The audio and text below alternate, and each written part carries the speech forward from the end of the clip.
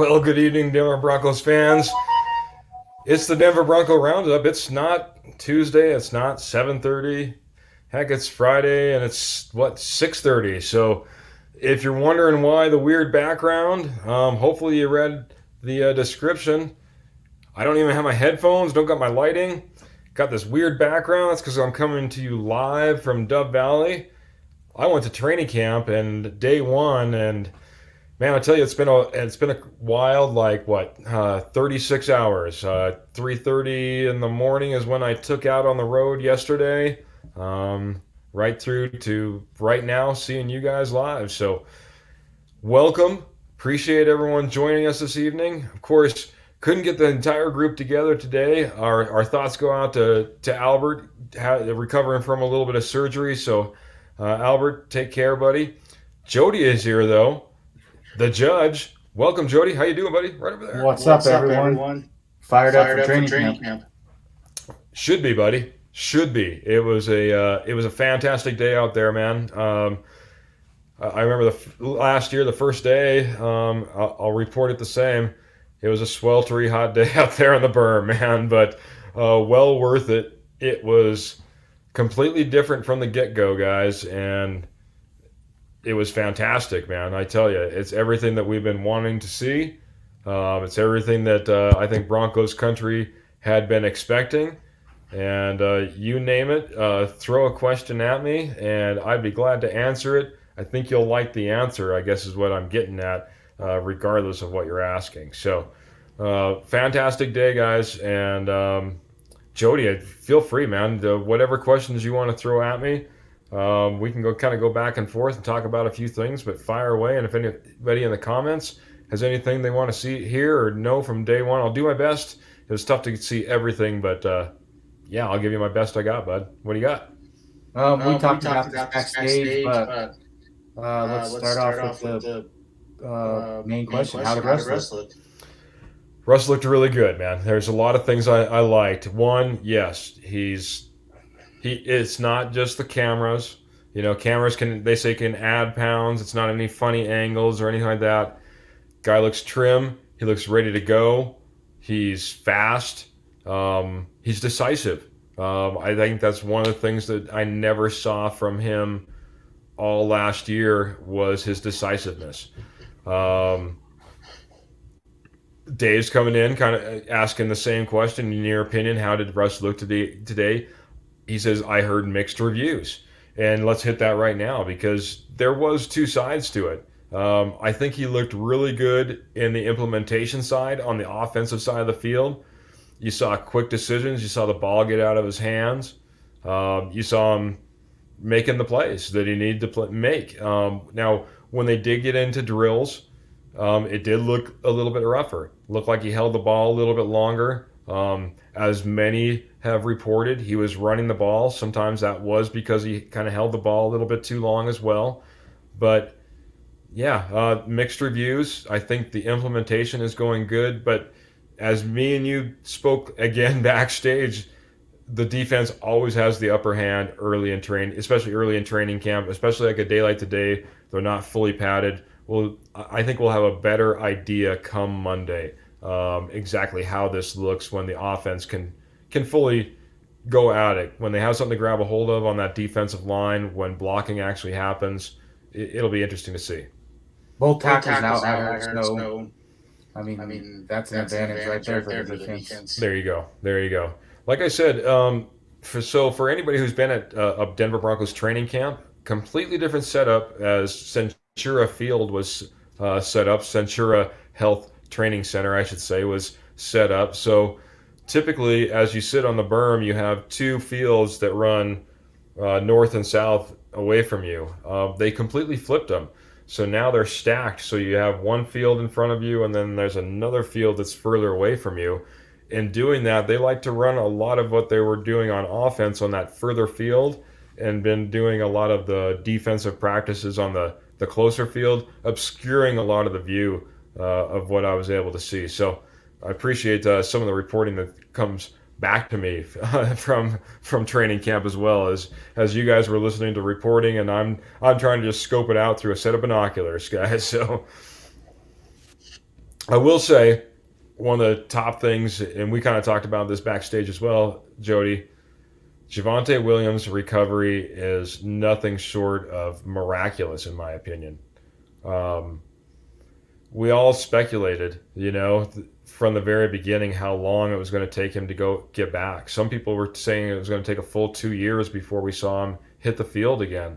Um, I was going through, and heck, there's been guys 18 months. They finally get back on the field.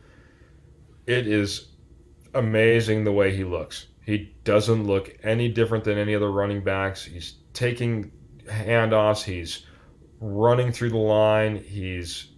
Man, it was fantastic to see Javonte looking much like Javonte. So hats off to, as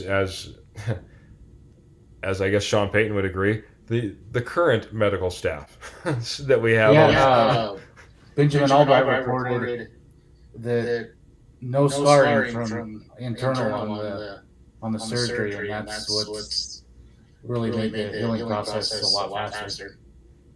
Yeah, it's amazing to have zero scarring. I was trying to remember who was. I mean, he has a scar from the surgery. Sure, anything inside, nothing scarred. Nothing scarred. Who was the? And I brought it up. It was the Fiesta Bowl. It was a running back. He played for Florida State. Completely blew out his knee. And Willis McGahee. Willis McGahee had the exact same injury as Javonte Williams had.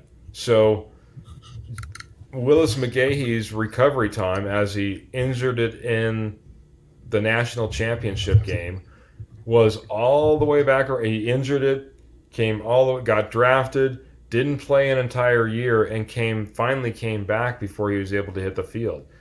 But it's 20 years later after that as well. So, Facebook user Matt Staffiero, it sounds like we got a horrible echo. Is it on my end, guys? And feel free to answer there. So, oh no, lost Jody. Going to see if that helps the issue. So, like I said, good to see Javonte out there. Amazing that he was able to make this recovery, come all the way back, and fantastic recovery time. It's good to see him. Also, as we were kind of talking, me and Jody, Tony Jones Jr. was looking fantastic out there today. Obviously, P. Ryan was playing his place, but Tony Jones Jr. was a guy that I was really concerned about being that number 3 back. He helped quiet my concerns in the performance that he had today. So hopefully we're better, Jody. Yeah, I'm still getting the echo.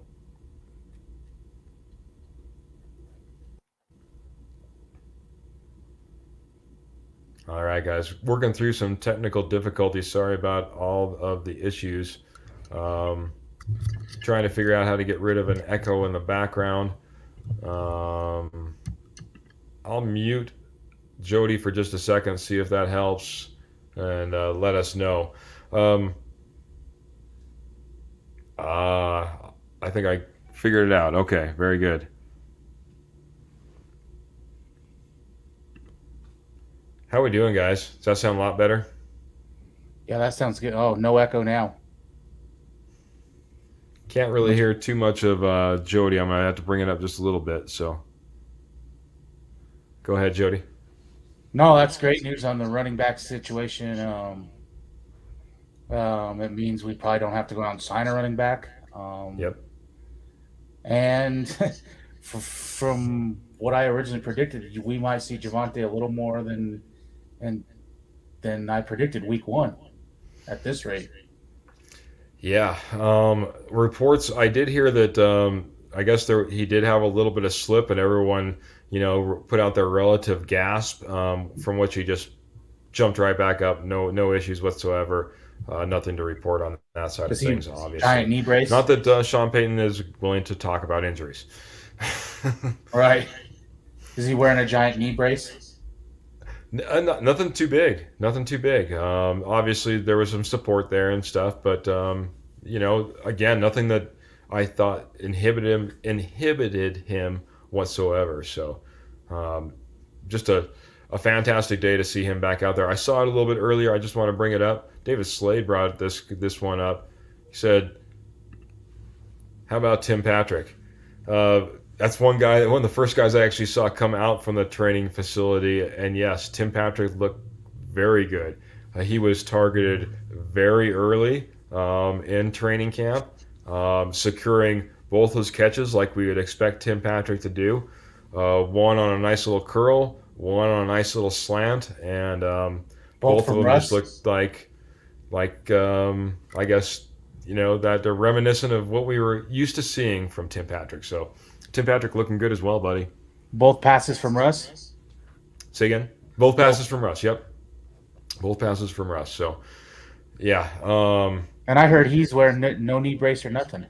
yeah, looked good. He looked like he had like a extra support, like stretch material over one leg. That was about it, but no brace, nothing like that. Just that, you know, I don't know, copper fit. no, Right. no trademark infringement there. But yeah, David Slade saying we need him to be huge, leader of the wide receiver room. Yeah, it was good to see him, bud. It was Yeah, good to see him. definitely As agree like I with that. said, targeted early and often. Jalen Virgil had a good day out there. It was interesting to see Kendall Hinton back, already back out there. He got cleared, came off the pup, and was actually second in line in punt returns. So that was kind of an interesting shakeup. I wasn't expecting that. So Montel Washington was out there, taking first on the punt returns. Um, Got to be honest, there was one that he misjudged completely. Tried to get underneath it and did a fair catch, and then came up short and was trying to jump out of the way. So um, GB 72. Well, as Jody noted, our tackles were out. It was good to see him out on the field. He was out for obviously all the stretching stuff like that, so we were able to see him out there at least, and look good, and was conversing with all the guys and the whole nine. But didn't see a whole lot of action from Garrett Bowles. So what else we got, Jody?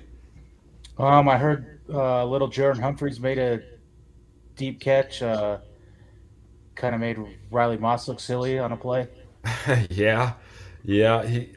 I'll be honest. It was a fantastic play. It was the play of the pass of training camp so far, I guess you could From say. Stidham or So Russ? say again. Who threw the pass? It was actually Stidham that threw the pass. So one the best pass, but um, I wouldn't say that Stidham looked great. Unfortunately, you know what I mean. It wasn't like Stidham made this pass and that was just one of a dozen highlights that he had. He definitely showed his struggles as well. So David Slade coming in saying really concerned about the lateral movement and backpedaling. Left tackle is a tough position, fully healthy. Yes, agreed. I want to back up a little bit.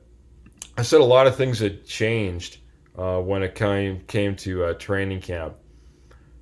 Last year when I was there, again, for those of you who don't know, I was that was my first training camp I had ever been able to go to.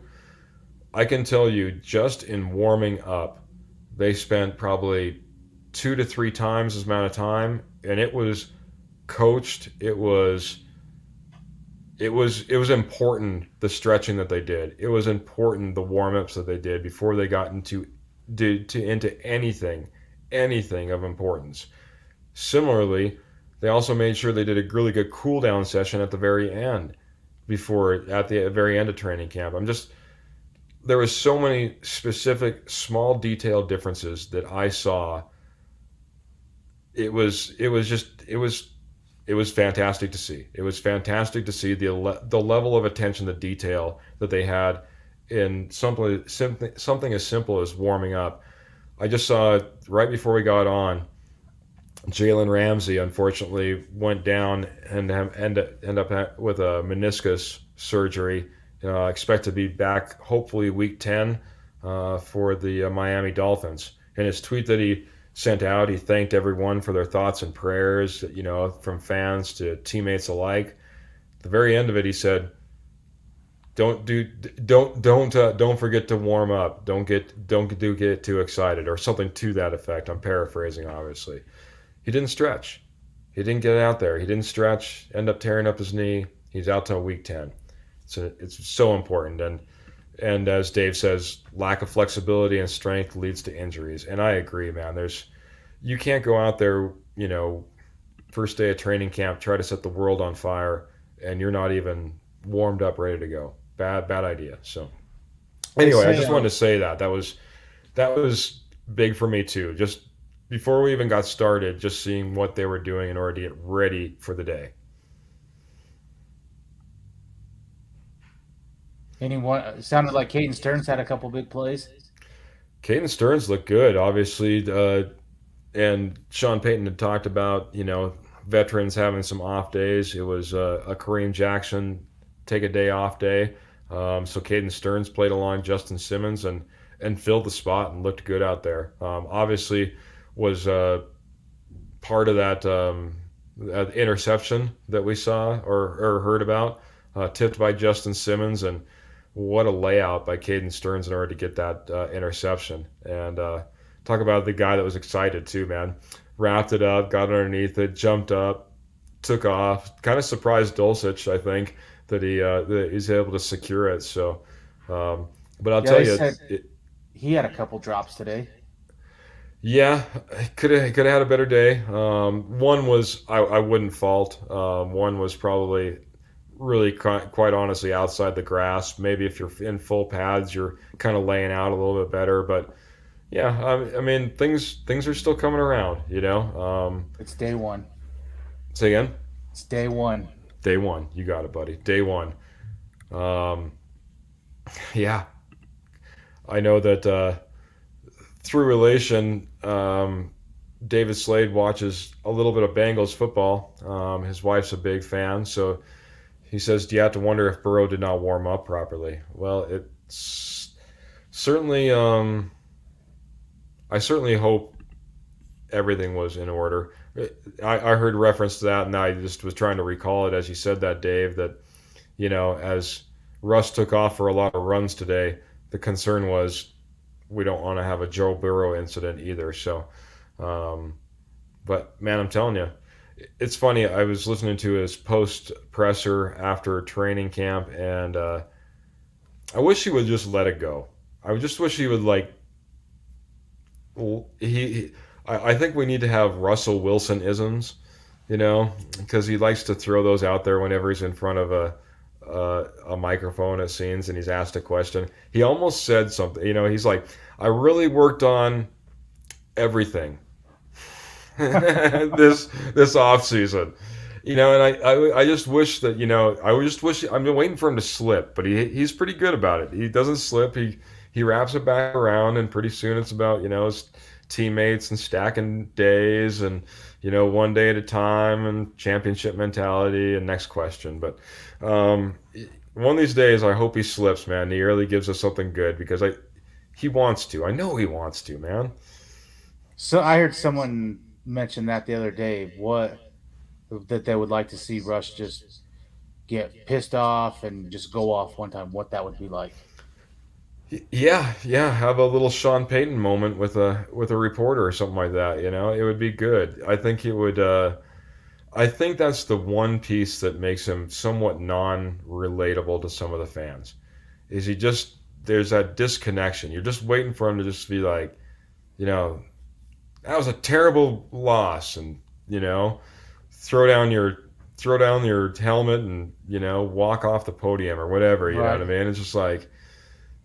You just want to see some real emotion and some, I don't know, some real dialogue, sometimes. And he's so close. Like I said today, man, I worked on everything this offseason.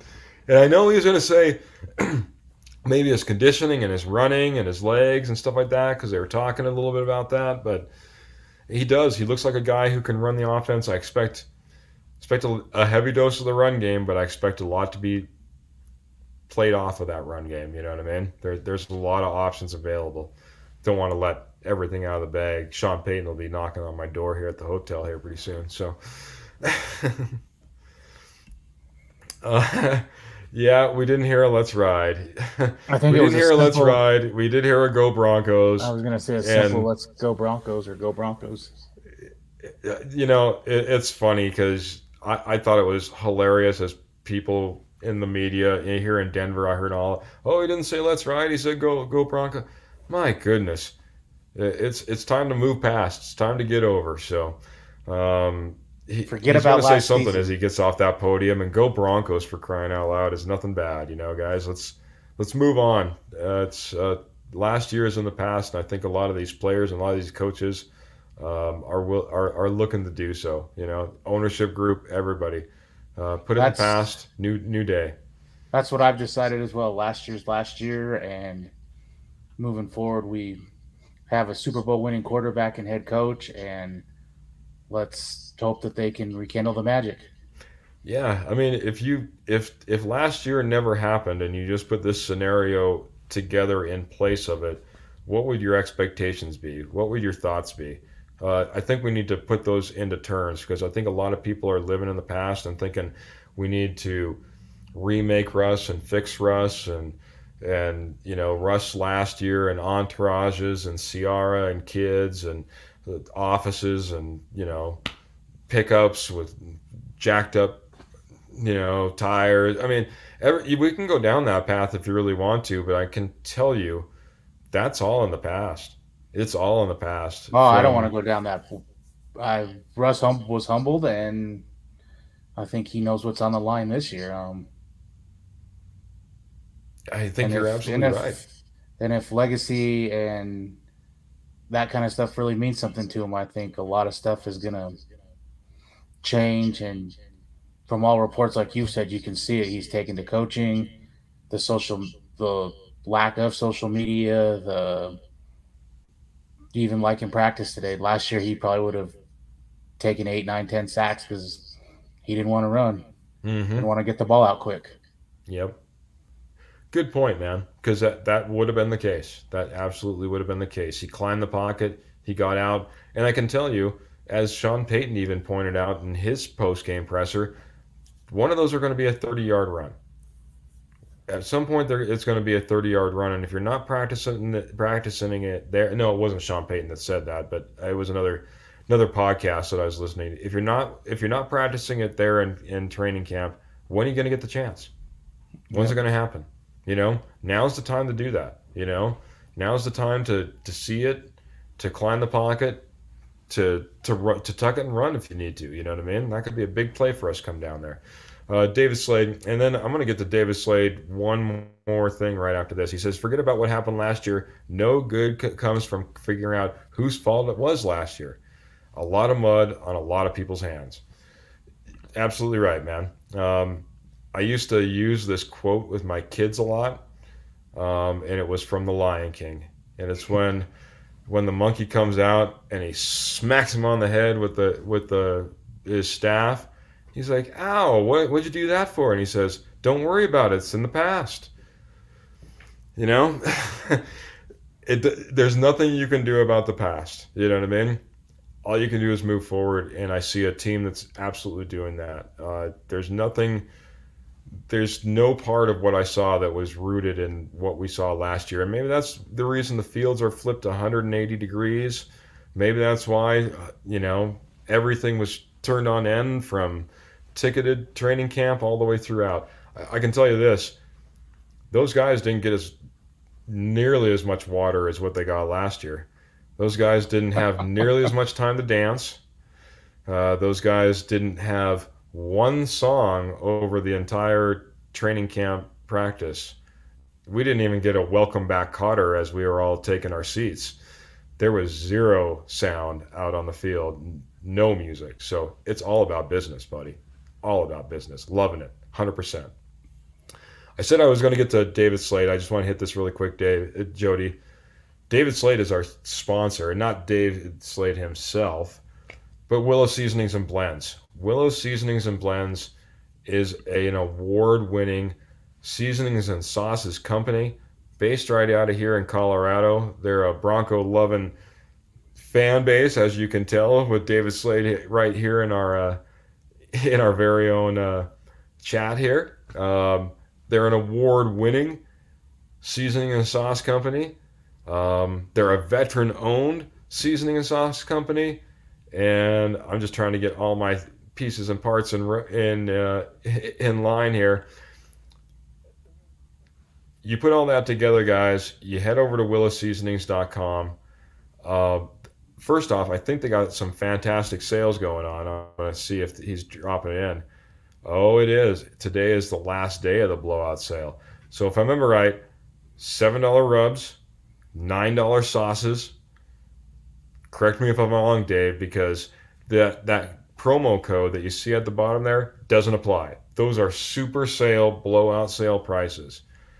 Tomorrow, if you're late, you can use that promo code, but the website is exactly the same.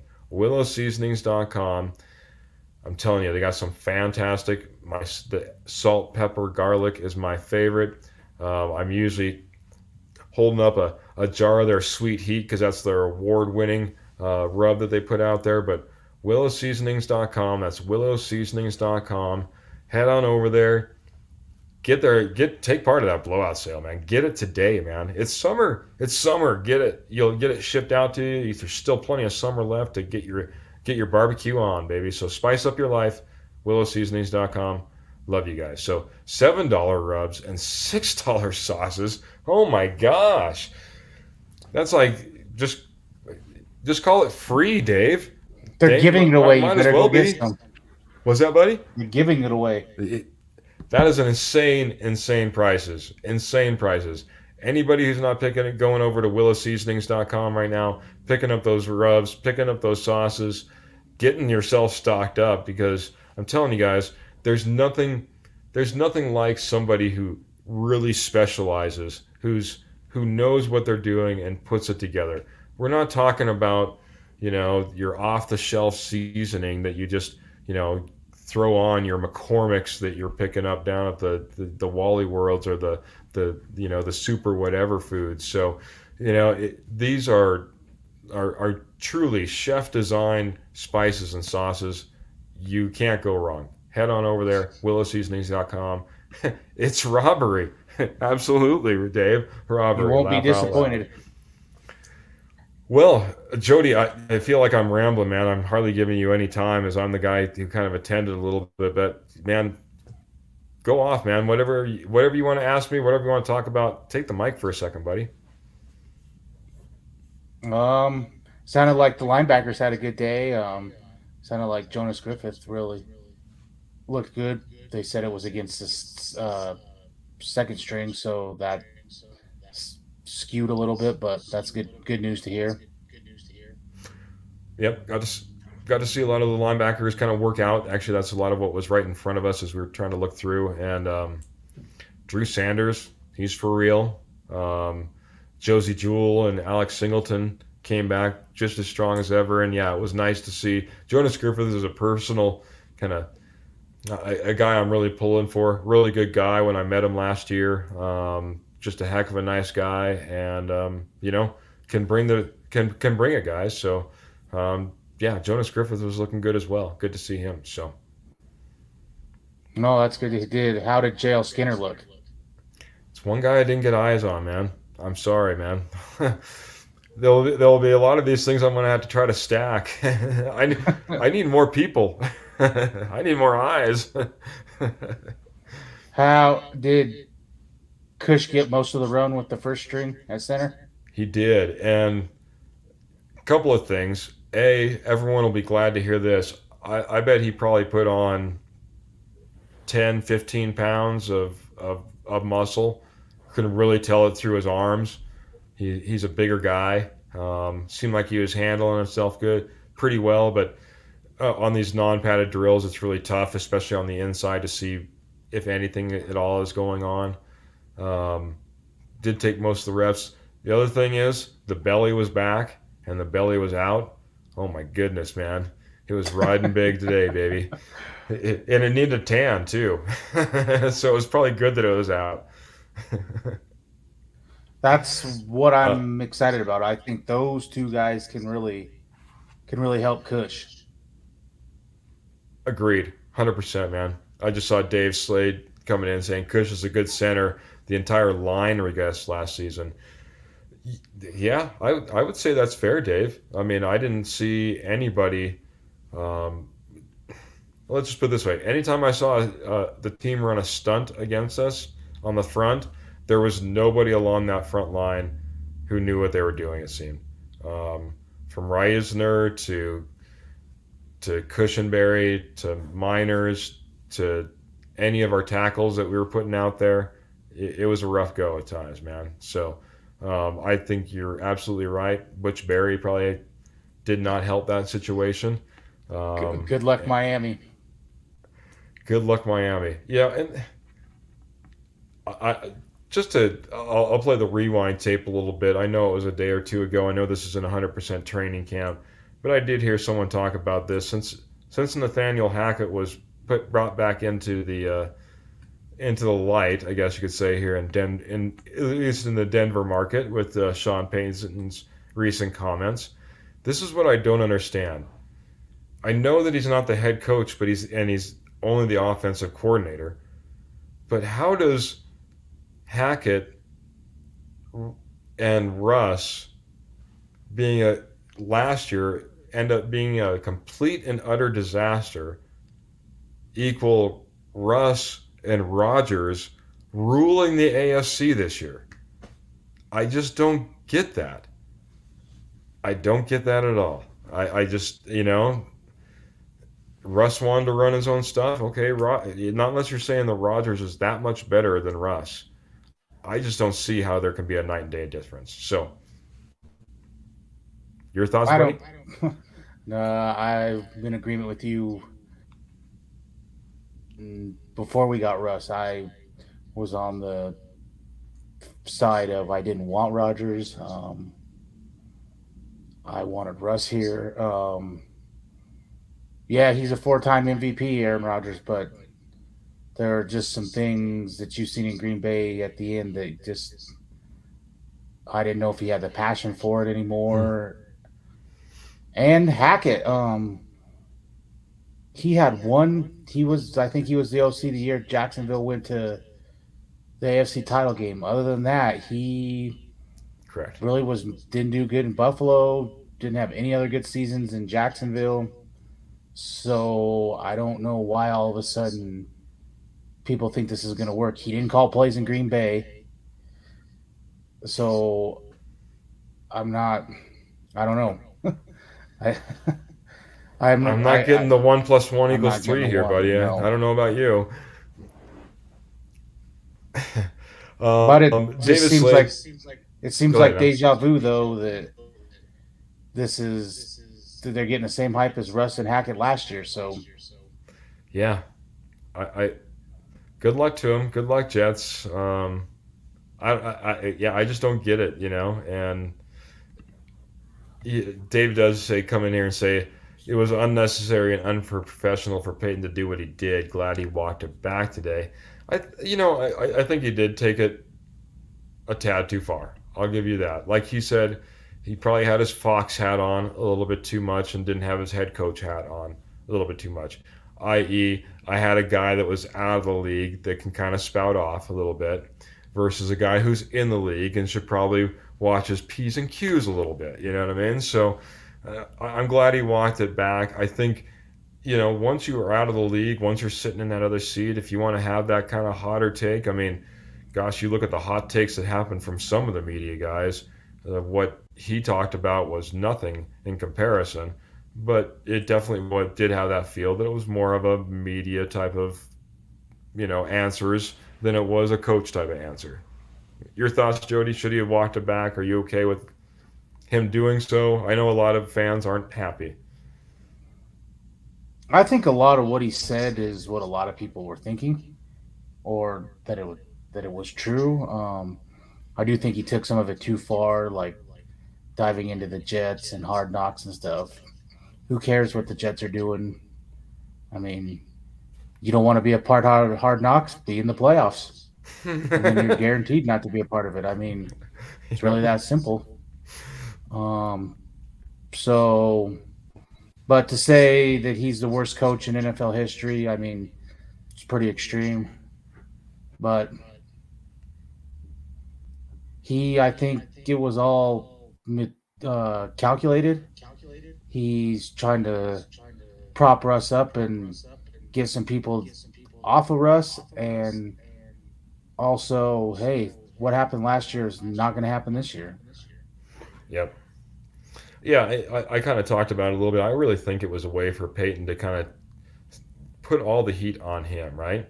He knew that with training camp opening up, that there was going to be a million questions about the players. And if he can basically say, hey, you know what? Don't blame the players, blame the coach, blame the GM, blame the ownership. They're the ones who let it all happen, right? So whatever it was that happened last year, right? And he probably could have just left it at that, but I think that puts a lot more onus back on him, which is what he was trying to do, right? I said it on a comment board yesterday. If Russ goes out there and stinks it up, it's on Sean Payton. If if the defense goes out there and stinks it up, it's on Sean Payton. It doesn't matter because he's saying, hey, all that stuff that's happening down there, that's not because of them. That's typically because of the coaches. All right. Coaches should have. I had a manager once that told me, Keith, you either change the people or you change the people. They're either going to do it the way you want them to do it, or you find somebody else who will do it. And do it the right way. And that's the job of a coach. So if you're seeing something bad out on the field, that's a coach's problem as much as it is a player problem. See, and I think it was calculated also because he knew if he didn't say anything about Russ, that he was going to get asked 1,000 different ways. How do you fix Russ? Why did Russ have a bad season? Is Russ washed? How many different ways can you ask that question and get it every day? And the first practice, Russ doesn't look good or anything. How short of a leash does he have? And it's just going to be all Russ, and that's not what this is about. I agree, man. I agree. In fact, if anything, I think he was trying to take a lot of that away from Russ. You know what I mean? And you know, because that's where it's been. Everything's been pushed on Russ and pushed on Russ. He's the last piece that's kind of remaining that you could put all the onus on. Hackett's out of town. He's the one big remaining key piece that everyone's like, man, we got to fix him. Not that we got to fix the offensive line, not that we got to fix the receivers, not that we got to fix the scheme, not that we got to fix the way we practice or do training camp. No, we just got to fix Russ. No, I think it's a lot more than just fixing Russ. I will agree with Dave. Dave comes in here and he says, better ways to do it. Just had to say that there were numerous factors. He went too far. And I agree, man. I think he went a little bit too far, Dave. I'm not going to disagree with you there. Like I said, especially in the position that he currently resides in. And I think that's why he walked it back. And I would agree. I'm kind of glad. But I'm glad he did so. But at the same time, I've been waiting. I've been waiting for a fiery head coach on the sidelines. I've been waiting for a coach that doesn't mind jumping up and saying what he means. I don't want to hear it was a good day of practice. I don't want to hear. I don't want to have the Fangio old man scratching his head on the sideline. I want the coach that's over there yelling at the ref, yelling at his players, is involved in the game, that's about ready to get kicked out. I want somebody who has some passion. I think that we got that with Sean Payton, and I think he let it go a little bit too far, and he realized it and he walked it back a little bit, but it's good to have, nonetheless. Now, I agree. He's apologized, walked it back, move on from it, but the media will keep bringing it up and it'll be a talking point. And just like asking Russ, how did it feel getting buried by your coach? I don't think he buried him, but I mean, it was just a spin on words, and I'm I'm over that. Let's focus on what's ahead. Agreed, buddy. I hope that Michael fired everyone up. Rockio. Good evening, Keith and Jody. Good evening, Michael. Albert's out this evening, but I was at a training camp, Michael, and we're just kind of doing a little recap here. Appreciate you joining us. Talking a little bit about that, and right now we're kind of in that Sean Payton um, USA Today article and kind of the walk back that actually happened today as well. Um, I agree, Dave. I know that you're blowing up my message board here. He even went after his GM and president, and hey, there's something to be said about that, man. I mean, don't get me wrong. That GM and the president eventually sat down and decided to part ways with Nathaniel Hackett about as early as any coach has ever had happen. So those the GM and the president already knew that they were in that position. It's like you said, they let it happen. Well, they let it happen until they didn't let it happen, and they got rid of him. I'm not going to disagree, Dave. I think like Sean said though, I think he walked it back, and like he said, it was inappropriate what he said, whether it was, as you mentioned here, another colleague or another organization that had nothing to do with it. He went too far, but he walked it back, and it felt right. You know what I mean? Felt good. But I think there was a lot of truth in all of that, and it just shouldn't have been let out maybe in that form, fashion, or timing.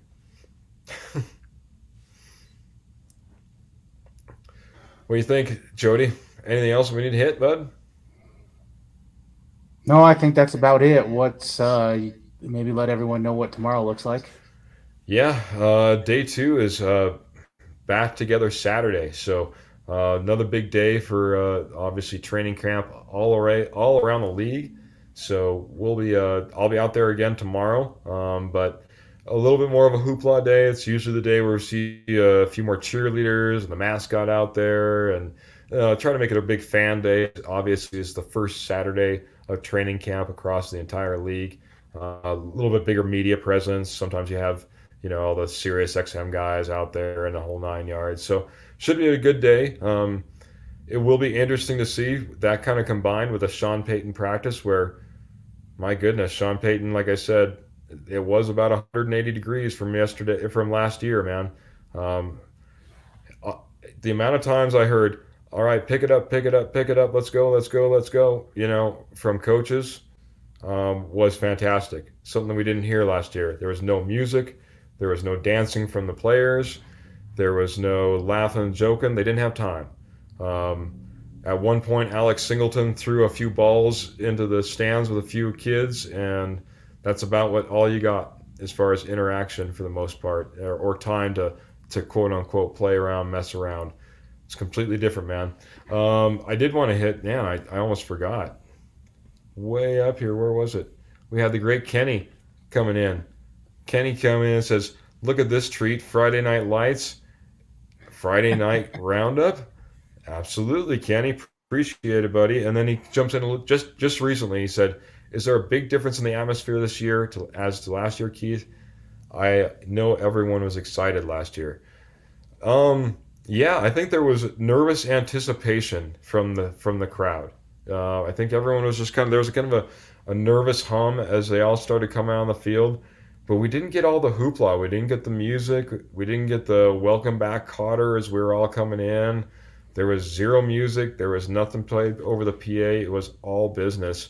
And I think once the fans started to realize, hey, we might not get all the high fives from Russell Wilson running the line and the whole 9 yards, but we're going to see real work get done on the field. I think the real fans appreciated it, Kenny. So I'm looking forward to more of that. That's why I was saying I think it'll be an interesting mix tomorrow as we have back together Saturday with all the hoopla and the cheerleaders and the mascots and Sean Payton trying to run this camp.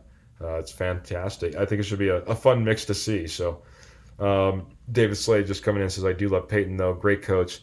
Just had a bad judgment moment." We all have them, buddy. We all have them. The main thing is that he's already thought about it, and he's sorrowful. He doesn't want that to be hanging out there. He walked it back, which hey, that takes a big man to do so. Could have just let it hang out there. So, Jody, Are you available tomorrow night? Do you think you'll be able to join up with me after a little training camp action tomorrow? Yeah, we can work something out. Very good, buddy. So I appreciate everyone who And I'd like caught us. to extend the invite if David's free tomorrow. Hey, If he'd like to come on. yeah, we might extend the invite out to a few different people and see what we can get going on here. So, um, yeah, training camp tomorrow. Thank you for everybody. Not only who jumped in the chat, chat. That's not a word I'm supposed to be saying on this PG-13. So, Michael Ronquillo, David Slade, Kenny, anybody who's listening afterwards, appreciate you jumping in. This was kind of a a quick slide in event, I guess you could say. Not everything was planned up. We didn't have a big advertisement for it, so I appreciate everyone jumping in here last moment. We'll try to let you know if anything's going on and get that time out to you tomorrow so you can all join in, be a part of the show. Appreciate you guys joining us tonight. Anything before we get out of here, buddy? No, just excited football's back, and hopefully Russ and Peyton keep meshing, and that right there will take this team a long ways. 100%, buddy. I'm excited. Wish you guys could see it all. Like I said, it's a great day of training camp, day one. Excited for day two. Don't forget to catch us tomorrow. We'll try to get that out to you. Until then, this has been the Denver Bronco Roundup, brought to you by the Rocky Mountain Sports Network and Willis Seasonings and Blend. Until next time, guys. See you soon.